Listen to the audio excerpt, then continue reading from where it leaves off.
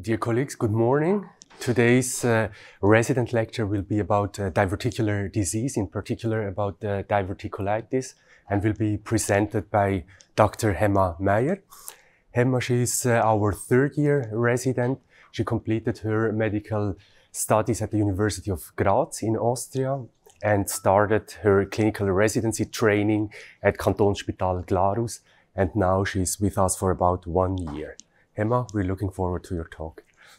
Thanks a lot for the kind introduction, Dr. Limani, and good morning everybody and welcome to our today's resident lecture about diverticular disease and diverticulitis. I will start with some definitions. As you all know, the colonic diverticulosis refers to small outpouchings of the mucosa and submucosa through defects in the circular muscle layers within the colonic wall. Often, this is at the sites of penetrating blood vessels, and we call them then false diverticulum. A true diverticulum would affect all the layers of the intestinal wall. Most patients affected by diverticulosis will remain entirely asymptomatic.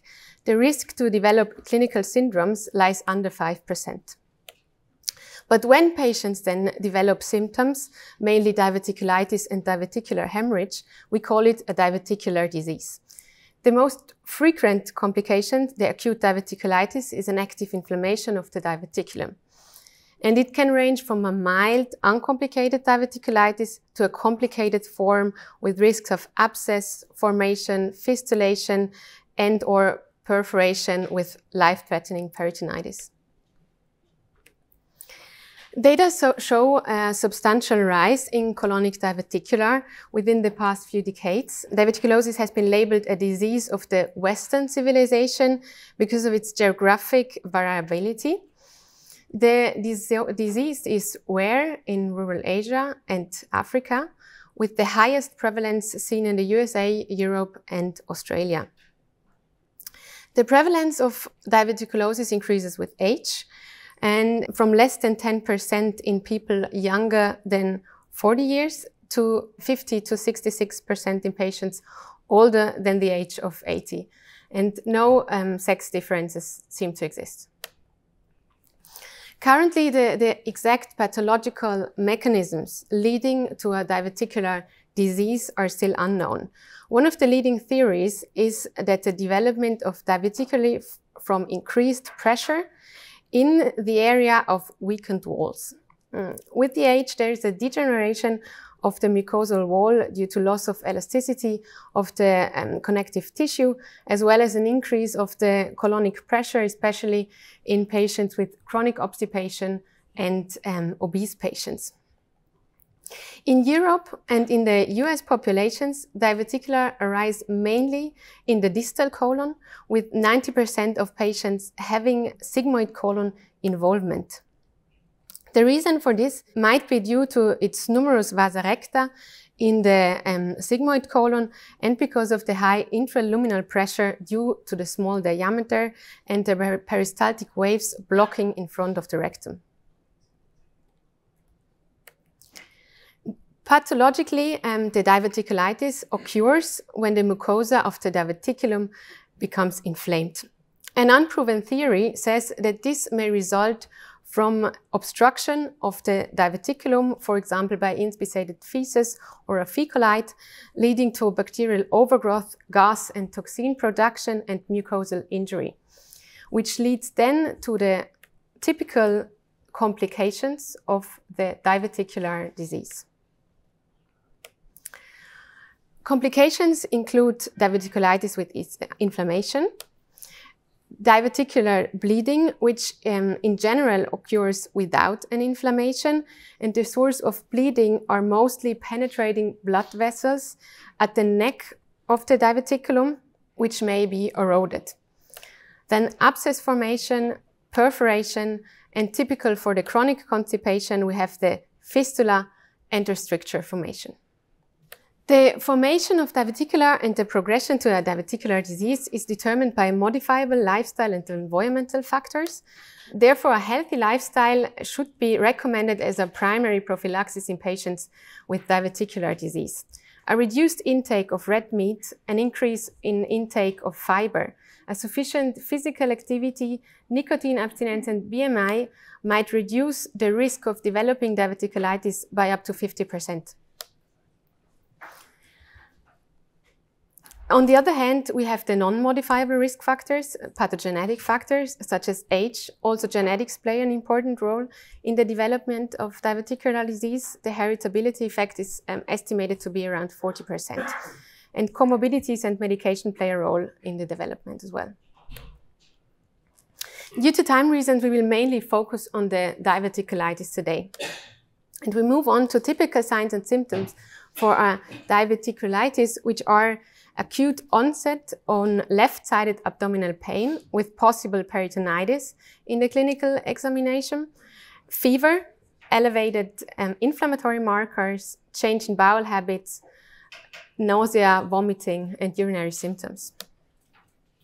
The diagnosis of the diverticulitis is obtained by an anamnesis, including medication, risk factors, and a clinical examination, and then we perform a laboratory including CRP, leukocytes, and urinary status. The inflammatory markers will develop in general in the first 2 days, and this is the reason why we have the so-called 48 hours rule, in which we have to analyze regularly the inflammatory markers to distinguish an uncomplicated from a complicated form of diverticulitis. And here the procalcitonin might help us because it can be used as an indicator for a complicated diverticulitis. The gold standard for imaging is the CT scan with the highest sensitivity and specificity. And now a question to my colleagues. Can someone tell me what we see on this CT scan? There seems to be a conglomerate tumor and free air in the lower left abdomen, so probably perforated diverticulitis. Yeah, perfect. This is the right answer. And we move on to a further diagnosis. The colonoscopy plays also an important role in the diagnosis, but it is contraindicated in acute diverticulitis due to its risk for perforation. A colonoscopy should be performed after a successful conservative treatment of a diverticulitis in order to detect an underlying malignancy. We know that the risk to detect an adenoma or carcinoma after an episode of diverticulitis is significantly increased. And now we move shortly to the diverticular hemorrhage, which represents in general painless, and it is the most common lower GI bleeding. It occurs in about 3 to 15% of individuals with diverticular disease, and the rebleeding rate relies between 22 to 38%. 90% of the bleeding will stop spontaneously, and 10% will be more severe and will require endoscopic treatment, as we see in the picture, radiological or rarely surgical intervention. We have different classifications for the diverticular disease. On the one hand, we have the Hansen and Stock classification, which is a German classification and based on radiographic staging. On the other hand, we have the modified Hinchey classification, which is based on intraoperative findings and which is mainly used in the USA. We will focus today on the classification for diverticular disease, an internationally established classification mainly used in our department. It is also a German classification which has recently been revised and published in the first S3 guideline from the German Society for Gastroenterology and General Surgery. The advantage of this classification is that it covers the whole diverticular disease and it gives us a stratification of the prognosis and the therapy. And the CDD consists of 4 types, as we see at this table, but this is a complicated table. We will move through them all separately. We start with type 0, which is the asymptomatic diverticulosis. Type 1 is an acute uncomplicated diverticulitis, which is again divided into 2 subtypes, 1A, diverticulitis without peridiverticulitis, and 1B, diverticulitis, which shows pericolic inflammation and phlegmon. The type 2C is the acute complicated diverticulitis, again divided into 3 subtypes. And at this point, it is important to mention that in the recently published guideline, a change in definition of the abscess size has been done. The threshold for the differentiation between the micro and the macro abscess has changed to 3 centimeters from previous 1 centimeter. The reason for this change is that with the new size, the possibility of an interventional drainage for further treatments is reflected. Type 2C is the free perforated diverticulitis with either purulent or fecal peritonitis. And the type 3 is the chronic diverticular disease, again divided into symptomatic uncomplicated diverticular disease 3A. 3B is the relapsing diverticulitis without complications, 3C with complications, such as stenosis or fistula. And last but not least, type 4 is the diverticular bleeding. Now we move on to the treatment for the different types, and we start with the CDD type 1, the uncomplicated diverticulitis. Traditionally, it is a conservative treatment, and traditionally it was always hospital admission, bowel rest, and intravenous antibiotics. But in the last few decades, previous dogmas of acute uncomplicated diverticulitis have been challenged. The standard of care of the antibiotic treatment, although were no controlled studies supporting this management. The largest randomized controlled trial, which evaluated whether antibiotic treatment for acute uncomplicated diverticulitis is necessary, was performed at 10 centers in Sweden and 1 in Iceland, including 623 patients with uncomplicated diverticulitis, and randomized to treatment with or without antibiotics. They were able to show that there was no differences between the groups regarding clinical signs during the hospitalization, as we see in the graphs, with abdominal pain on the left, temperature in the middle, and abdominal tenderness on the right-hand side during the hospital stay. And there were also no differences regarding complication or surgical procedures during the hospital stay. At 1 year follow-up, symptoms of abdominal pain and bowel habits did not differ between the two groups. 5 years later, the authors published a long-term follow-up, and they basically showed again that there were no differences between the antibiotic and the non-antibiotic treatment group in recurrence, surgery for diverticulitis, or colorectal cancer. And in the graphs, we see that also after 11 years, there were no changes in abdominal pain and bowel habit. The only problem in this, in the general studies, is that they analyze a selected group of patients with no relevant comorbidities and more or less mild disease.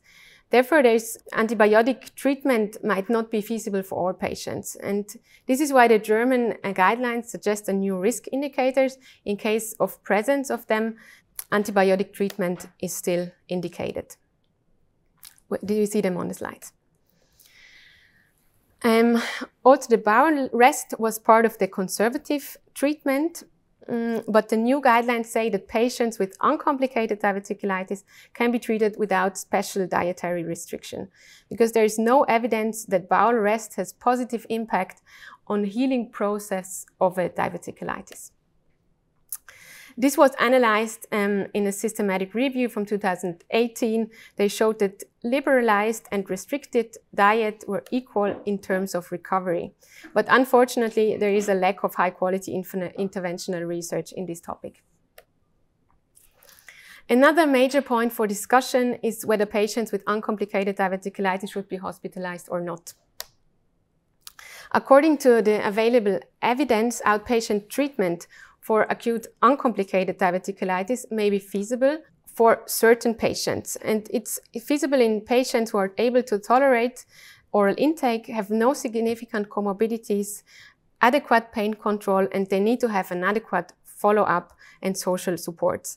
And for sure, signs of a severe or complicated disease have to be missing. After a successfully treated uncomplicated diverticulitis, in general, there is no indication for surgery. Only in patients with ongoing complaints after an episode of uncomplicated diverticulitis, so-called smoldering diverticulitis, an elective sigmoid resection might lead to improve in quality of life. Now we move on to the treatment of the acute complicated diverticulitis. An acute complicated diverticulitis with a covered perforation and/or a microabscess under 3 centimeters, so CDD2A, is a clear indication for hospital admission, antibiotic treatment. And after conservative treatment, surgery is rarely needed. For the acute complicated diverticulitis 2B with an abscess larger than 3 centimeters, this can primarily be treated conservative with an interventional drainage of the abscess and inpatient antibiotic treatment. But there is a high risk of relapse in patients with complicated diverticulitis. It lies around 30% within the first year of conservative treatment of a complicated diverticulitis. And the main risk factor for recurrence is the abscess. Other risk factors are the previously performed abscess drainage and the retroperitoneal location of the abscess. And therefore, surgical treatment can be indicated after conservative treatment for a complicated diverticulitis CDD2B. The timing for the elective surgery should be around 6 weeks after conservative treatment.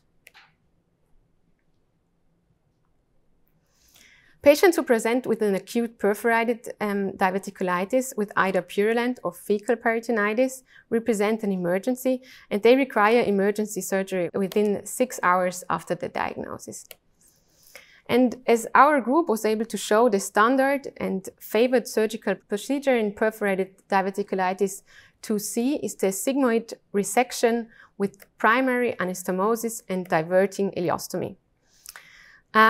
Potential alternative surgical strategies represented by the laparoscopic peritoneal lavage. However, it is discussed controversially in literature, and it is rarely performed in our department. In case of septic or unstable patient, we can go for Hartmann's procedure with discontinuity resection, or go for damage control surgery with sigmoid resection, blind loop closure of the intestine, and open abdomen treatment. The next and the last type we will discuss today is the chronic diverticular disease type 3. And we start with the type 3A, which is the asymptomatic, uncomplicated diverticular disease. The diagnosis of this subtype is obtained by exclusion, and in many cases it is hard to distinguish from an irritable bowel syndrome. So these patients should be referred to the gastroenterology unit. The relapsing diverticulitis without complication is probably one of the most discussed subtype in terms of surgery. And this is why it is important to have background knowledge about regarding the relapse. The risk of a relapse in chronic diverticular disease 3B lies around 8% after the first episode and rises with every episode. In contrast to this, we have the perforation risk, which is the highest at the first episode, with a risk from 5 to 25%, and it will decrease for further episodes. Traditionally, elective resection was advised after the second episode of diverticulitis. This was because patients with recurrent attacks were thought to be at high risk for developing complications. The first randomized controlled trial, the so-called DIRECT trial, which evaluated conservative treatment versus elective sigmoidectomy in patients with recurrent or persistent complaints after an episode of diverticulitis, was performed in the Netherlands. The primary endpoint was the quality of life, measured with the gastrointestinal quality of life index, which was significantly higher in surgical treatment arm than in 6 months follow-up. After 5 years, they published a follow-up trial with basically showed the same results regarding the quality of life. So this trial showed that elective sigmoidectomy can improve quality of life significantly in patients with relapsing diverticulitis without complication, but it bears also a risk as surgery does. Therefore, an individual therapy for these patients with a tailored approach is recommended in chronic diverticular disease, CDD3B. Moving on to our last subtypes, which is the relapsing diverticulitis with complications. These complications are typically stenosis or fistula and require elective surgery. When we perform an elective sigmoid resection, minimal invasive procedures are favored we usually perform this surgery robotically, and the current evidence shows no statistically significant difference in outcomes between the robotic and the laparoscopic surgical approach in sigmoid resection. And now a question to my colleagues. Can you tell me where the resection margins in sigmoid resection for diverticular disease are usually located? The oral margin is usually just directly proximal of the inflamed colon, whereas the distal margin is in the upper rectum. Perfect. We can see it here in the picture, the oral margin directly proximal of the inflamed part and the upper oral margin in the proximal rectum. If needed, we will perform a mobilization of the left colonic flexure in order to create a tension-free anastomosis. And the central ligation of the inferior mesenteric artery is not recommended, but it is controversially discussed in the literature. An argument for the tubular resection is the better perfusion due to a preserving of the arteria rectalis superior and as a consequence, lower risk for anastomotic leakage. Stapler and Hensoon anastomosis have equal results. And now I reached the end of our 2 days lecture, and I will finish with a short summary. Diverticular disease and diverticulitis is a common surgical disease, and it is important that we distinguish between uncomplicated and a complicated form of diverticulitis. The distinction will be relevant for our therapy, and the CDD classification helps us in order to define a therapeutic strategy.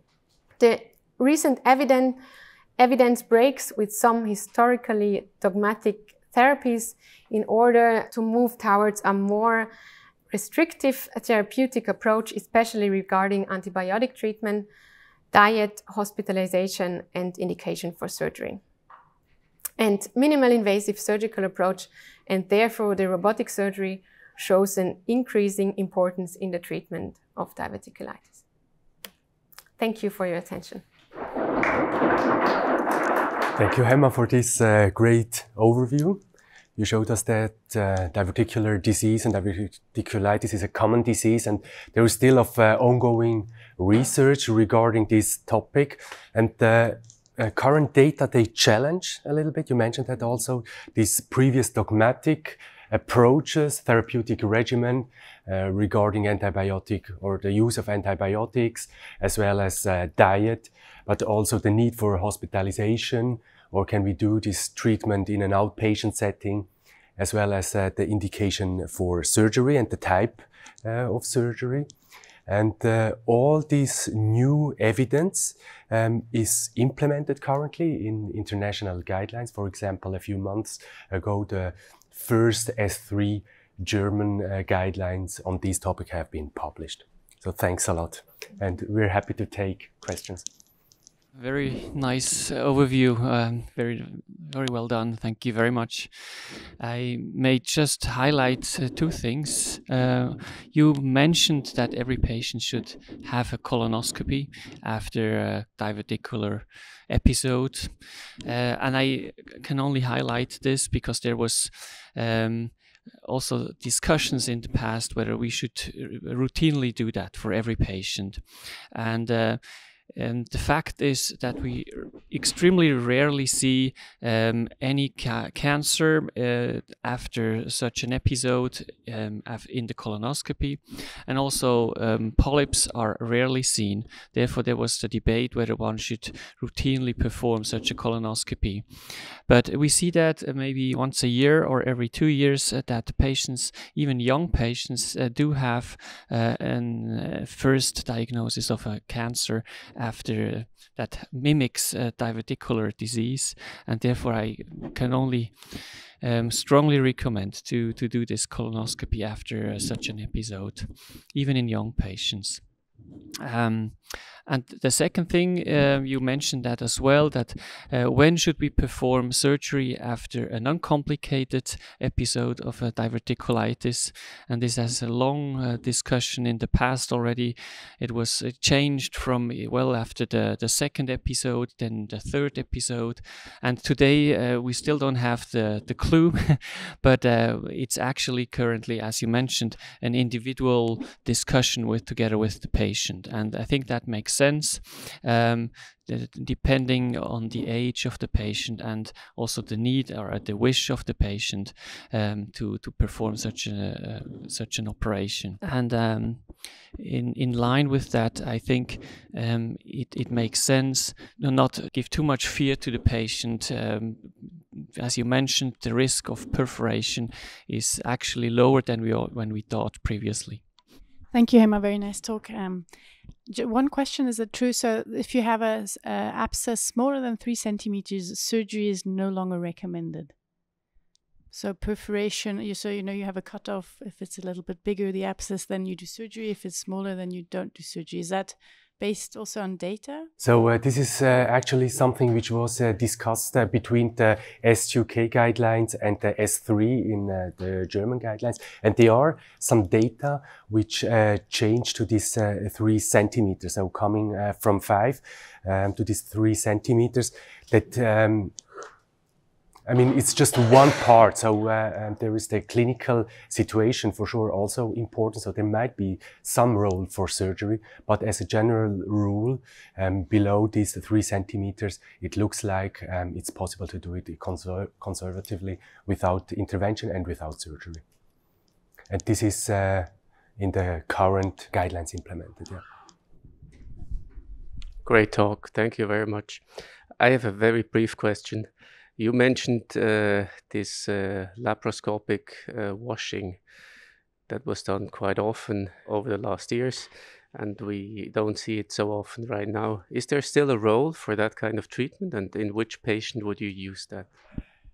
So actually, you're right. It was maybe 5-6 years ago. There were there were 3 RCTs going on. For example, starting with the ladies trial, and actually they failed. So in these arms, they failed to show that there is a superiority to do this diagnostic laparoscopy and lavage without resection.